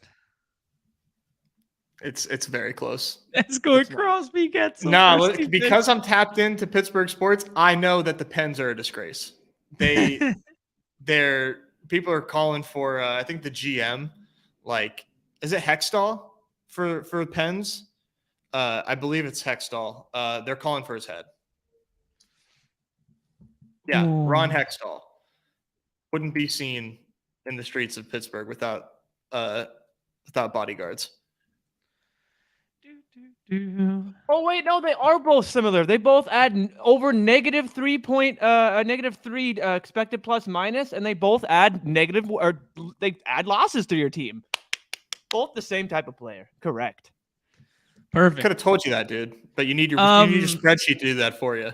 No, I'm not sure we've seen a 1.0 ADP in a long time. Like just a flat 1.0. It's always 1.1 or 1.2. Like Embiid is just a flat 1.0 tonight. It's pretty crazy. And you know what's kind of crazy about that is I feel like this is a Tatum get right spot against the Timberwolves because Celtics in general have been looking terrible. Joel Embiid has you don't see a box score where he doesn't put up 60. But if there's any spot for Tatum to get right and get back onto his the level he was playing earlier in the season, it's against the Timberwolves. But Joel Embiid is the 101 for a reason. Yeah. I guess that takes away the biggest question mark on the slate now that we got that doubtful tag, which is a real shame because I think I have 21 third round Kyrie lineups, which is just RIP pouring one out for me right now. But it really changes the dynamic of this slate because now yesterday was kind of like the first 12 picks were kind of set in stone, and then I felt you could go anywhere with the remainder of your roster, and there were so many fun 6th round picks. Today, I don't feel that vibe at all. Today, I feel like I'm chasing the ADP game a little bit, or I'm chasing some mid-range targets that I like slightly more than the field. And then when we get to those back end rounds, I was just preying on Q tags like Yeah. Kendall Johnson or Keldon Johnson and stuff like that. I don't I know. would argue the Irving out or doubtful tag gives us way more options in the 6th. That's kind of where we joke that Jaden Hardy is not going to help a team win in the long run. But guess what? Without Kyrie Irving and against the Spurs, like if Jaden Hardy isn't in your player pool, I think you should probably like reevaluate a little bit. Like him. Oh yeah, he's 9th in ceiling for me. Yeah. Like Josh Green. He had a 31 and 33% usage in the last 2 games without these dudes. So, well, man, if I get those Hardy swaps for Kyrie, we're doing just fine. You and everyone else. I would. Yeah. Oh yeah, we're on the clock. Which is fine. You just eat that chalk. Donovan Mitchell and Zach LaVine. Yeah. So I was about to say that this is where Numi forgets that we do content. Again, I agree with you. I was going to ask if, but what I was going to ask was kind of like Donovan looks like a tier break for me. That's kind of like the top 12. And then it's like, which of the Chicago guys you like? Do you guys have a lean tonight? Numi just said LaVine. Do you guys come out differently on that? Mixing and matching. What's your approach to the 3? I will say I kind of like, and this is just like bro science, I kind of like taking the lowest ADP Chicago guy as a way to get different because I feel like people gravitate to the top. And I wish that was LaVine because it used to always be LaVine, but now it's not. But LaVine, I think, stands to benefit the most in a matchup like this where they play a bad defense. Like LaVine just like eats. So I took LaVine in my first draft as well. Numi, you like the order of ADP, or do you like Vooch over DeRozan? Yeah, so it's interesting. You can play narratives here. LaVine has scored 40 points in his last 5 straight games. DeMar's been struggling. So to Nez's 40 point, real points or 40 fantasy points? My apologies. Okay. 40 fantasy points in his last 5 games. DeMar's been struggling. Vooch has just been that model of consistency. I totally get that. I like that too. Honestly, for me, I kind of play it where I'll kind of just mix and match them. It's literally whack-a-mole. It feels suboptimal to me. I think I'm going to switch up and kind of just hone in on one because it's just like you're just playing whack-a-mole with them. I'll wait until you ask me the question for content. Sorry.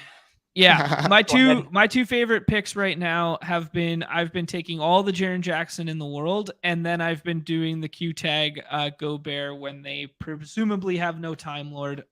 These have been 2 easy clicks for me. Do you guys feel similarly? Yes. Okay. Yeah, I think I feel like there's some FUD around JJJ because his box scores look bad, but this is going to be a really hard fought game in my opinion. Yeah. The only thing that the JJJ is if he fouls. It's literally foul trouble. There's the only thing holding Jaren Jackson back is fouls. If the dude I'm gonna put in a bid for Zach Collins. Sorry. I'm gonna go ahead and say no to that one. I'm not drafting much Spurs until we figure out what I don't know if we're gonna have Collins, Sochan, if Keldon's playing, if Trey Jones is back, if Romeo Langford is all the other stuff like. San Antonio is about to drop the biggest bombshell that we've got today because we don't know what. Are we sure? Doing. Yeah, they're on a back-to-back, and we don't know who they're going to do. Like literally, the rest candidates are Collins, Sochan, with Keldon back, with Trey Jones having an illness, with Devin Vassell possibly sitting out. Like there are so many moving parts in San Antonio. I get it definitely to jump on it. Like if you can jump on it and get it, but. I've been getting them so many in the last round. I feel like that's like a dream scenario because if Collins is in and Vassell is out or like one of these things against the Mavericks, like that's a really good spot. And if he's out, then we have these awesome swaps like to choose from. Like we always talk about how advantageous it is to take a potential swap. I'm surprised that we're not trying to get on that. Yeah, I think Rudy Gobert. Rudy Gobert is a tier break. Gobert offers that tier break for me too. Yeah, that's kind of my thought process too. Is like we can still get that swap equity by making the Gobert pick. And there's 3 Spurs to hopefully choose from, unless they start getting picked, then they dwindle down. But you can have them in a 6. Hopefully, that's the thought. There goes one. I'm assuming there goes another. Johnson is probably my favorite 6th round pick. I was taking some Sengun in the 6th last night, just looking at the Lakers without AD. But Vanderbilt is a really good defender for what we want to attribute matchup to. The Collins one's crazy because Collins went off last night, and I wasn't seeing anyone take Collins other than T-Box in the 6th round every damn time. He had all the Collins in the world. Unfortunately, I think a lot of it was paired with CJ McCollum, and that's why he did not do well or did not be at the top last night. Chip going ahead and getting ahead of our swap option there. This is a really interesting bit of the board. I've been mixing in some Jarrett Allen. Did Jabari Smith go? I believe so. Yeah, his his ADP is wild today. Yeah. Russ in one one of the highest point totals on the slate today feels really good. Name. I just said Russ in the highest point total game. Okay. There we go. Boom. Why the fuck did we just take Russell Westbrook? Why? I don't know. Why? We just talked. You didn't say a word. You didn't say a word. We just talked about it. You had a full. You had 12 straight picks. 12 straight picks. You could have said a word. I have to wait for you to talk. You have to. If I speak. No. Newbie, you had 12 picks. We're on the turn. We're on the turn. I told you it in round 5 what the plan was, John. And then we just took Russell Westbrook. Hey, for what it's worth, Russell Westbrook popping in the sheet. Popping on the sheet. No, he's not. What fucking sheet is Russell Westbrook in? Christ. The model. He's popping in the model. Somebody tell me T-Box is taking Russ, and then and then that will just. I know we are on his ass in this Discord, so certainly somebody has. I think we basically know his entire sheet at this point. Oh man. Russ 50 burger incoming. Brother, does he get more than 20 fucking 7 minutes? How are you not into this, man? He's the highest scoring game on the slate. No, he's not. Have you seen Sacramento, Chicago, sir? Yeah, 237 as well. Okay, so they've changed from when I had it. Like same thing. Like fuck, man. Like just goddamn. Like Russell Westbrook in this. I don't know who offers a higher ceiling than Russ, man. I just can't. I need to get the Discord's take. I need to get the Discord. Where are we at on Russ today? I need people to stand up. Are there any auxiliary Lakers pieces that we like with AD being out? Like Russ? D'Angelo Russ's but he's a 3rd round pick. Like who else do we like? Like, should we be mixing in 6th round Vanderbilt? Should we be? We're on the clock here. I think you can. I've been taking Kawhi and Edwards here. Do not have much De'Aaron Fox yet for whatever reason. His points in the pick'ems are 42. I thought it would be higher, so I think these are the right picks right here. Okay, yeah. I mean, Jimmy Butler's. I don't know what to do with Butler. It's like. I was kind of on him when like all those Lowry minutes were gone. And then now that he's back, or presumably back this evening again, I mean, I don't think it changes a ton, but like it's enough to just like move that needle where I move him down 2 spots. And Bam is so cheap today. Like I've been getting like 23rd, 24th pick Bam. And it's just like, I don't know. Why would I take Butler at the 1-2 turn when I can get 4th round Bam? It's just kind of where my mind's been going. Yeah, that's fair. Bam for me is like he is on my ban list right now. I just unless he falls, I will let him beat me because I'm so upset with this man on a personal level with how he's just murdered so many of my good lineups in the past. If you type in Lakers, can we get a quick glance as far as our player pool for them today? Yeah, I mean, it's just one guy in the 16s and then everybody else is free. That's why I asked the question, right? Right. Yeah. I think Vanderbilt's going to get a ton of minutes now. Yeah, I think so. I don't know what that means offensively. I think the offense still funnels through a guy like Rui or something like that if they go with like, the kind of 2 bigger guys on the floor. I kind of agree with this order. Yeah. Vanderbilt's always a case for stocks. And the thing with him is if you get Sengun ruled out on the other side, well, maybe he just goes to work on a small ball If Rockets Sengun lineup, is out, right? is that like Tari Ease and wheels up? I think it'd be Smith. Like, Yeah. Eason's minutes have dipped the last like couple games, and it's been a lot of Smith. And last game when we got Sengun out, they started Smith and who's the other guy, Numi? Can I speak? Am I allowed to? You're allowed to speak whenever you want. Don't be a petty child. Get in here. We treat you like the little brother because you react this way. Get in here. Get in Never here, said little you bro. can't talk. Oh, you mean you ask me who I want with 5 seconds left, and then when I tell you with 30 had seconds left, I have to Two wait? rounds. 2 rounds to tell us who Brother, you wanted. we can rewind it. I gave you 4 fucking options. No. Yeah. This is going to Rewind be it, another chat. Rewind another, it right now so we can another dunk on clip. John. Oh my Another God! clip. Look at this. Look at this value we're just scooping. Why is I'm projection going, 0? I don't know. Oh, but because he was that's- out yesterday. That's so Yeah, it's a weird scary. That projection. projected 0 is so scary. Yeah. For me, I like Bane over this tier. You could also, I mean, Mobley, Porter Jr., Smith are fine. I like Jaren Jackson. I said already. Who do you guys like? Smith for me. I would take KPJ. Okay. Wow. Oh, okay. Split Yeah. decision. I could go for Split. KPJ. I think All right, Rockets fine. You guys over. want KPJ? Fine. I think this is a smart way to attack today. This is such a good matchup in my opinion to attack. Yeah. Yeah. There's you want the Lakers in I'm gonna classify this as the sample could not be smaller than what I'm about to tell you here, with all of the new Lakers and AD and LeBron off. Okay. Believe it or not, the Lakers see a major boost, if you could believe that.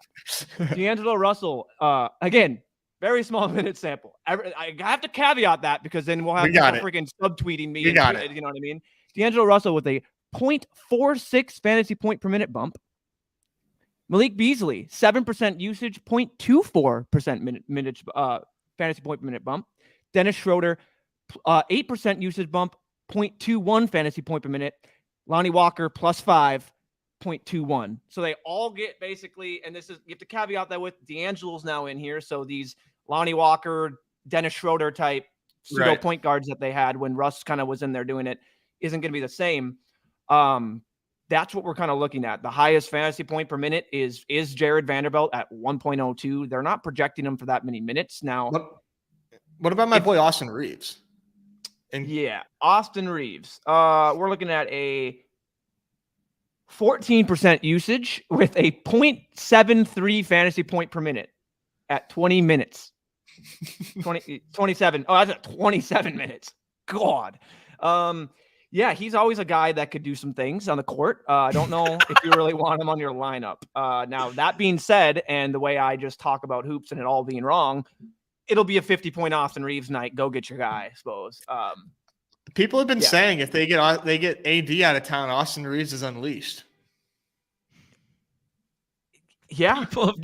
Have people actually been saying this? There's quotes. They've been saying they got to get rid of AD at all costs because you got this beast in Reeves who, no irony, plays really well with LeBron James. They actually have some serious chemistry on the court. But I'm mostly trolling with the Reeves suggestion, but I do like this matchup regardless.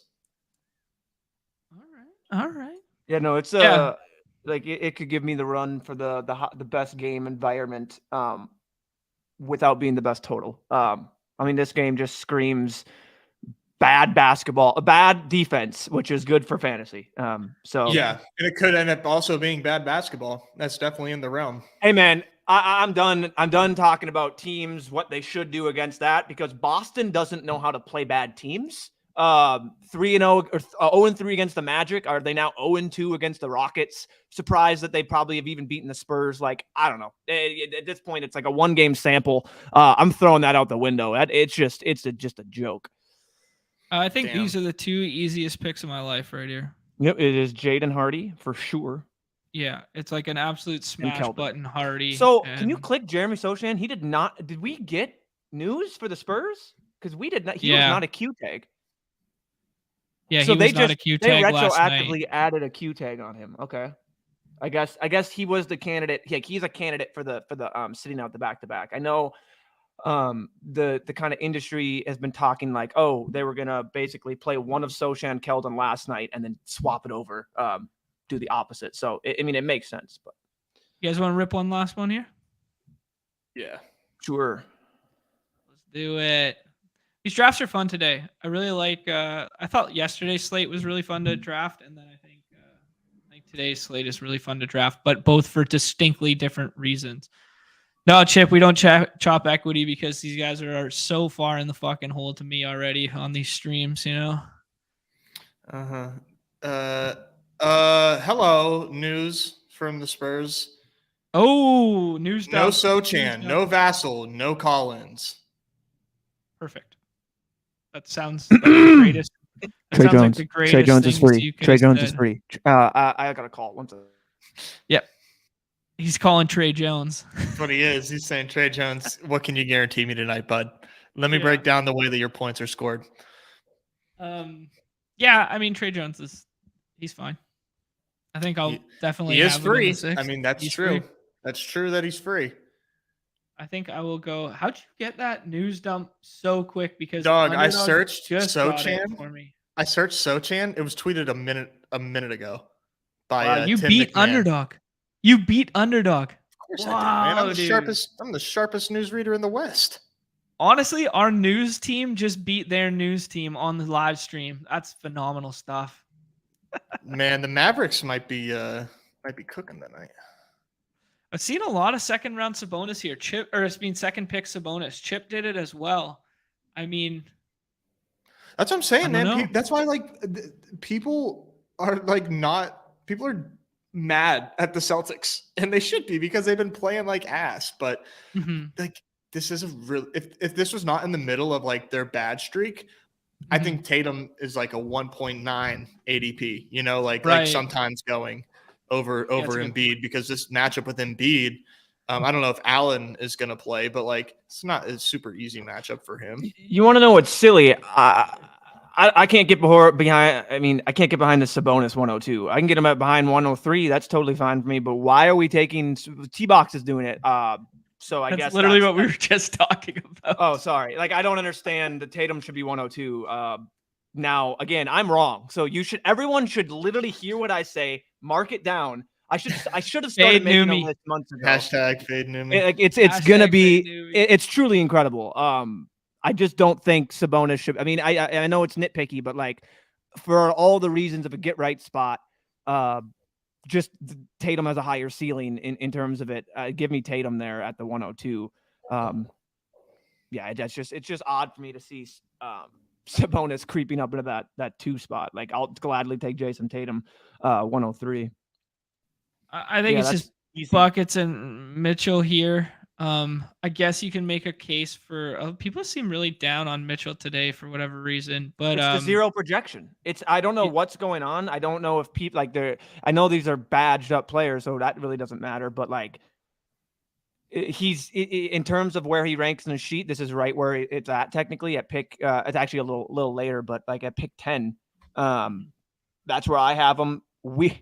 Again, this is probably going to change. Jaden Hardy has a higher ceiling than him, obviously way less median, but in terms of the ceiling, it's crazy. So, yeah, by the way, Chad is saying this, and I just wanted to say this real quick for the record, that Aaron Rodgers on Pat McAfee's show just indicated that he's playing for the Jets this season. And it's just a matter of when, not if. What's more dramatic, Aaron Rodgers or like LeBron James in the decision? I'm going to go this. This is just getting pathetic, Aaron.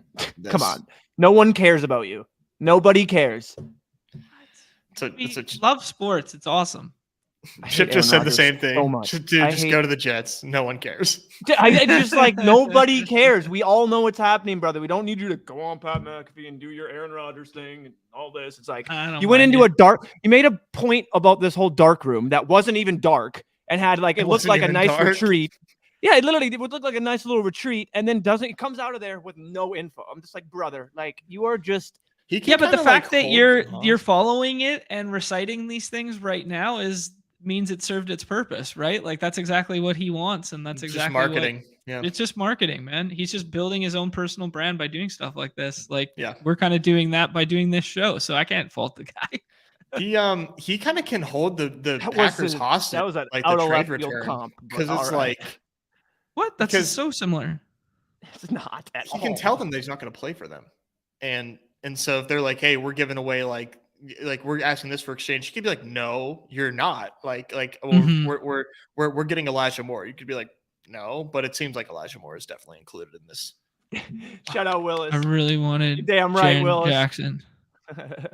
I wanted Jackson to fall there. I'm not really taking Clay today. I think we push up Hardy here because he doesn't come back in the 6th. And I really want to get ahead of that. Okay. I kind of think Clay. I'm kind of leaning into the fact that I don't think people are looking at this game as like the high scoring environment that it is. Clay's a get a guy at exposure type for me. I kind of just like to shoot the moon on this. Like we got like kind of like this rare fall in Butler, nice start. Like if I'm playing for first, it's Gobert. I don't know, man. I've just been scouring these leaderboards, and I have yet to see a lineup that people legitimately just are not taking what's fallen to them at ADP over and over, and then they just get that combo. Like Nez says, besides the 5th and 6th round, when you have that, the ADPs between where they're drafted and then where that guy is, it's within 2 every time. Every time, it's like if you're stretching that, it just seems like, unless it's a small slate where it's 4 teams and it's truly like they're just the 80. It's way inefficient, and there's guys in like the 6th that should be going in like the 2nd type deal, and you want to thrust them up to the 4th, but. It's tough for me to just be like obviously now Hardy is a fine pick at where he is, because technically my sheet and other people's in the Discord are saying like they have him very high. Yeah, and we kind of flipped the build there because, like John said, Hardy doesn't make it back to the 606, and not a lot of people are taking him at the 501 either. So and Hardy's it's gonna be Hardy or Keldon who's the number 1 swap today, and we gotta kind of like mentally fit them in for Kyrie. And Kyrie's ADP was like 15, 16. It was like 15 point whatever. So I think the mass amount of teams that'll have him as a swap, like he's going to fit in all over. But I think if you just use ADP as like an average, he's going to be swapped into 103s, 104s, and 105 builds more. So getting some exposure to Hardy on the corner makes a lot of sense too to me. Yeah. For me, kind of fun now. Yeah, I had a good amount of social, and it sucks. But that's all right. I mean, it's just a nice little swap. I honestly don't mind it. I have no idea who to pick here now. You could chase that Karras game. We could do a little Bees. I think Beasley makes sense. Like I don't think that's a bad pick, but Maxi's been starting, right? Has he been playing well? I don't mind. Played well one of the games. I mean, Beasley seems like it's kind of like we're chasing it, but I mean, if there's going to be nobody there against the Rockets, you need Beasley to put it in the hoop. Like that's he's scoring dependent. But yeah, I don't mind it. He's this whole Lakers squad, people can put rates out the way they want. They can project it. It's truly a Wild West is what's going to happen with no AD and LeBron and this new squad assembled against, I say, the G League Rockets. I like a green light Beasley against the Rockets. I think that's about as good of a matchup as you could ask for him if you want Beasley to give you like 35 to 40. This is the matchup to do it with the green light. Another play. If we get no Tim Hardaway, there's another Dallas guard that it becomes a very valuable option that you can leverage off of basically Hardy and say, I think he has a better game, and that's Josh Green. I've been saying Josh Green's name all stream. I think Josh Green's maybe a little bit more dependent on the Hardaway being out. Not so much. It's not really 100%, but it just helps so much to not have Tim Hardaway there. And it does help. So what's really crazy is when you look at the line for this Lakers and yeah, Trey Jones is someone that that's a nice. John's going to get 50% Trey Jones when he swaps him tonight. Yeah, True. the crazy thing about this is the fact that the Lakers are they're 2.5 point, or maybe they're not. Oh, they're 4.5 point favorites. Sorry, 3.5 point favorites in Houston with no AD and LeBron. That's how bad Houston is. We said that last time, and then they upset the Celtics. I know, That's but true. like That's Vegas, true. like Vegas is like anything can happen. But you're just looking at Vegas. It's like this team is favored in Houston. I think that's LeBron. wrong. I think that's wrong. It's interesting. Okay. That's all I'm saying. I don't know if it's right or wrong. I agree. Yeah, I don't Right. know. I just think it's really interesting that's what Vegas is. Well, if you think it's wrong, buddy, let's do a little bro science exercise here to close here, because we just got that news dump that affects, I mean, Houston was always kind of part of this conversation. They never listen, Chip, or at least John doesn't. To what? I said Trey Jones, like the first draft we did, said it in between the second draft we did. So let me win my money my way. Yeah, I should have taken Trey Jones. I should have. I capitulated already and already brought that up on screen when he posted this one. Let's rank this for the remainder of the day, because I think there's going to be a lot of changing ADPs through like 3 to 6 here. Do you guys want all these Rocket pieces ahead of the Keldon Johnson and Hardy tier, or do you guys want to now push those guys over these guys? I think Keldon third on this list. So you would still take Porter and Smith over? Numi, where do you come out? Projections are going to tell you probably Keldon or Jaden Hardy and then Keldon. I would try and get them try and push it as much as I can. Sure, yeah. With the way I've been playing the slate, I have swaps and queues that I'm hoping to maybe get as much as I can there. I'm still going to take them, obviously, but I would try and push it without just strictly giving into like obviously you're probably going to get into a draft with some of these badges that just strictly people go. Are gonna, Yeah. So, but I would try and push. No, the thesis is to get these guys in the 6th round still, but I'm just saying in terms of like how we would rank these plays, like just like you don't have to take them there in a vacuum. But in a vacuum, it's Jaden Hardy, Keldon Johnson. So you like them both over the Houston guys? Correct. Oh, interesting. Okay. Yeah, I kind of feel similarly. And then do you like Hardy over Johnson? It could become a lot closer now with all those guys out and Keldon expected to play. Like I expect honestly to be Keldon probably higher. I might go Keldon just because it seems safer. We know what we're probably going to get from Keldon Johnson. Yeah, I don't know. It's splitting hairs. Yeah, if I had to pick one, I might go Hardy.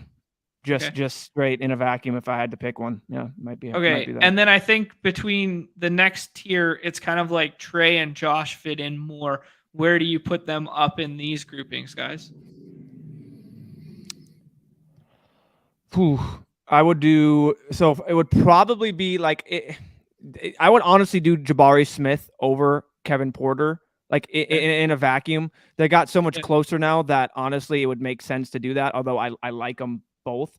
I'd like Keldon, Hardy, Smith, Porter, Trey Jones over Jalen Green. Over Jalen Green now. Yeah. Yeah, wow. Okay, so this did shake up a lot of stuff here. And then Josh Green, obviously a fine consideration for a late round pick. I will still be clicking some Sengun. And then the Lakers guys, where do you guys come out? The Lakers guys, favorite of the bunch? I think Beasley. Okay. Then what's Vanderbilt's box score look like? Let me just do a little box score analysis on him. The Vanderbilt's got 28 minutes, 24 upside. minutes, 30 minutes. No double-digit rebounds. He needs like 5 stocks. I mean, you take AD out of there though, and it's totally different ball game. Who else is there? Yeah, for sure. Like, you like him over Schroeder? For me, it's like a toss-up right now because I think Schroeder still has like upside where he's just like, I want the ball, and he will have the ball. You're right where he needs the 5 stock upside. That's the thesis of the Jared Vanderbilt play for me at least is you hoping for that 5 stock upside. I agree. He's So if JJJ we- without the scoring and everything else, basically. He gives you that stock upside, but he's not an elite like player like JJJ is, so or as elite. I'm not saying JJJ is elite. This is going to be very interesting if you get Sengun in, because if you get Sengun in, who matches up with him to play to 5 there? Like, it basically has to be Vanderbilt on the floor, no? Like, Yeah. it has to be. It has to You be. can't Well, put Jared, Rui at the 5 and play small against. Wenyen Gabriel. Yeah, I mean, That's the only other big man they really got there besides Austin Reeves, I guess, who's not really a big man. He's and not, like he's not a Rui's big gonna man play at the all. 4. So, like literally, they have Rui at the 5, but I think Rui just plays the 4 for sure. Like period. Interchangeable, whatever you want to call them. Yeah, just plays or just guarding it. But yeah, it's going to be Vanderbilt, Rui, and Gabriel as their tallest guys out there. So, I like Sengun as a flyer for a last round pick to mix in there. I think, and it's just me thinking it now. Now Smith has dominated with Sengun in there. I haven't looked at the rates, but I'm assuming that goes down. It's got to be a small hindrance to Jamari Smith if Sengun's in there, just in terms of rebounds. You look at that and it's like, clearly not. You know what I mean? Dude's been balling out of his mind. So yeah, 3 straight double-doubles and basically eating Tari Eason's minutes. Anyways, that was kind of a fun exercise to close there, just because I wanted your guys' initial reactions to like that news dump, because we just got that news dump right there. I am regretting not taking Trey Jones with that last pick, but I think I'm going to get a bunch in swaps, and Beasley will be kind of fine there too, because I do kind of like him in the Jared, did you guys say Jared Allen out? No, I did not. Did not see that. No. Yeah, I saw that in the draft. But yeah, that's kind of unfortunate because I was mixing him in the 6th a little bit there too. I thought I was being coy last night. I thought I was being a sneaky boy. Clearly not. Anyways, good show, fun show. Nice to have the puck leader, thought leader on here. He'll be dropping his pick'ems later. Always tail, but tail responsibly, please. I know he's been on a heater. That doesn't mean you up your units just because the guy's been on a heater. Come on now. Let's keep it sensible here. But Tail and DJ Mitchell later today. Best of luck to everybody in the hoop streets. Hope to see you drafting some Zamboni. That's going to be a lot of fun. We'll be back doing baseball tomorrow. People are calling it the sleepers, potentially calling it the sleepers. I think that's what they're saying. That's what must buy to win money. Yeah, the definitive draft these players auto print sheet. Let's make a lot of promises on the Underdog's name and get them in a lot of trouble. Love to see it. All right. Appreciate everyone hanging out. Hit that like, hit that follow, hit that sub on your way out the door. Actually, I forgot a shout out off the top because we did Puck, but shout out Dreamtown USA, member of the Deposit Kingdom Discord, always jamming in the hoop street, part of the den, the infamous Underdog den, and took down the basketball last night. So big shouts to him. Much respects. And best of luck to everyone tonight. Anything to add, gentlemen? No, best of luck, everybody. And I'll see you in the hoop streets. Let's do it. As soon as the best time of the show comes on. For Newbie, for Nez, for myself, everybody's favorite time of the show, the end. Peace.